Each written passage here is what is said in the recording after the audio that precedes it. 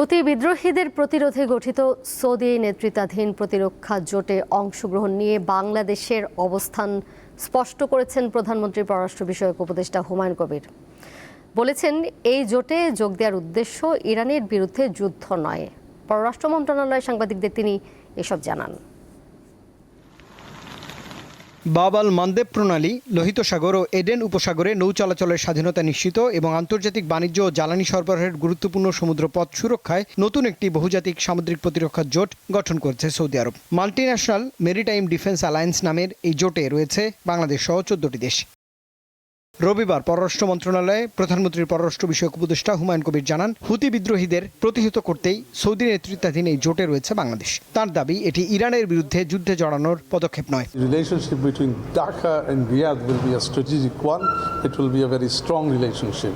Anytime Saudi Arabia মানে সিকিউরিটির ক্ষেত্রে কোনো সহযোগিতা সৌদি আরবিয়া চায়, এই স্ট্রং অ্যাটাচমেন্ট থেকে Bangladesh from a moral ethical point of view will always, as one of the largest Muslim countries in the world, will always respond.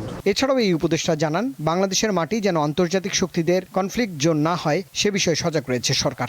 আমরা বাংলাদেশের মাটি অথবা আমাদের স্পেসটা কোনোভাবে যাতে কেউ কনফ্লিক্টিং বা সাংঘর্ষিক কোনো কিছুতে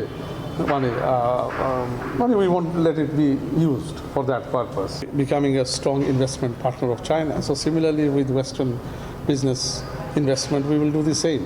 সার্জিও গরের সাম্প্রতিক সফর বাংলাদেশ যুক্তরাষ্ট্র বাণিজ্য সম্পর্ক এগিয়ে নিতে সহায়ক হবে বলেও জানিয়েছেন এই উপদেষ্টা। We will, রুবায়েত হাসান, দীপ্ত সংবাদ, ঢাকা।